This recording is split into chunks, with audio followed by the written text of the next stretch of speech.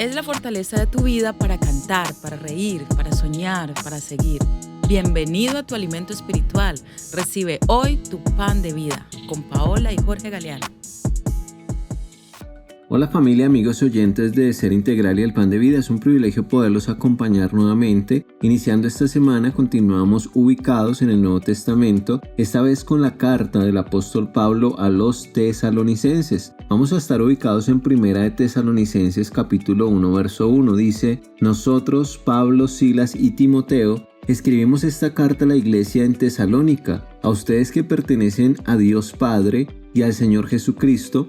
Que Dios les dé gracia y paz. Bueno, miremos algunos aspectos importantes, y es que esta semana estaremos hablando de dos cartas enviadas por Pablo a la iglesia de Tesalónica. Esta iglesia había sido fundada por el apóstol, pero solo pudo durar algunos meses en formación presencial, ya que por causa de la persecución había tenido que huir. Aunque fue poco el tiempo que Pablo pasó allí en la iglesia de Tesalónica, era una iglesia de bendición que daba fruto en su fe y amor por el evangelio, a pesar de las persecuciones que habían enfrentado sus miembros, las cuales eran muy fuertes y muchos habían muerto. Así es, y además la carta al inicio cita a 3 personajes, como lo acabaste de leer. El apóstol Pablo fue a quien Dios inspiró en su contenido. Silas fue quien escribió, ya que recordemos que por salud en algunas ocasiones el apóstol no podía hacerlo. Y por último, Timoteo, que fue el mensajero quien trajo a Pablo noticias del estado de la iglesia, y a su vez también después fue quien llevó la carta para que la recibieran en Tesalónica.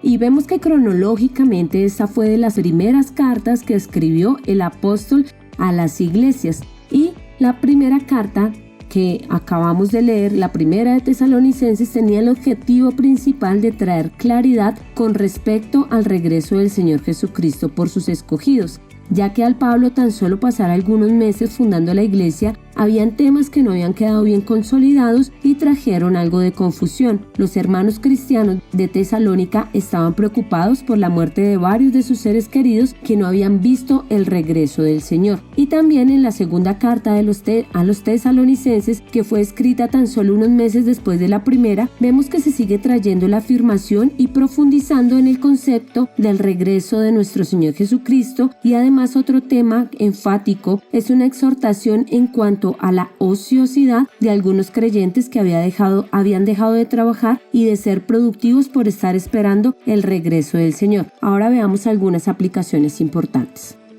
Claro que sí, mira, una de las aplicaciones es que estas dos cartas nos animan a recordar el suceso que todo verdadero creyente espera con gran anhelo. Desafortunadamente, muchas personas dicen amar a Dios, pero no tienen ni idea lo que significa el regreso de Cristo y la importancia de su venida. Y por esa razón viven vidas alejadas del orden divino que el Señor estableció en su palabra. Bueno, quiero hacerles una pregunta. ¿Qué tanto saben ustedes bíblicamente del regreso de Jesús? Bueno, esta pregunta es para que cada uno la podamos responder y que podamos reflexionar, porque realmente es algo muy importante que tiene que ver con nuestras vidas espirituales. Y otra aplicación que podemos ver es que algo que fue exaltado por el apóstol a la iglesia de Tesalónica fue precisamente la perseverancia aún en medio de la persecución, ya que a pesar de que no era nada fácil defender el evangelio en la iglesia primitiva, ellos se fortalecieron mucho en su fe y avanzaron a pesar de los tropiezos, y podemos aprender que ellos eran valientes y perseveraron. Y hoy muchas personas, por cosas mínimas, al primer tropiezo que tienen en su vida después de que dicen seguir a Cristo,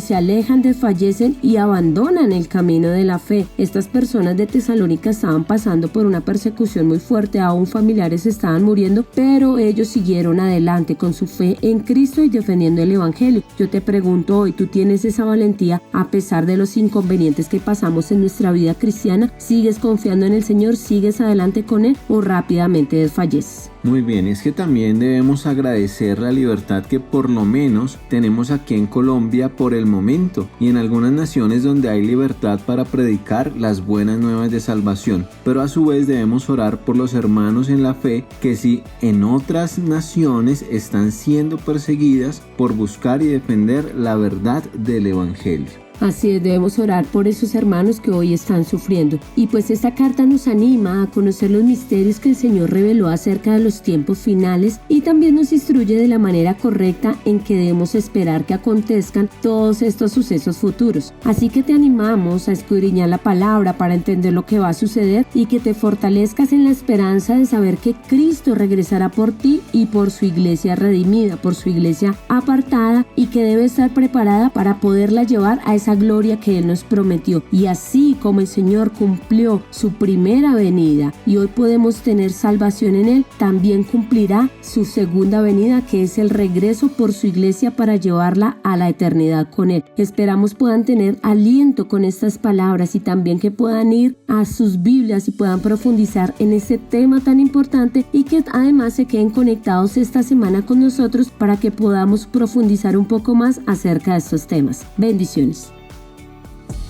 Recuerda enviar tus peticiones de oración a nuestros canales de contacto. Además, no olvides compartir este pan de vida con tus amigos y familia. Dios te bendiga. Te esperamos en un nuevo podcast del Pan de Vida.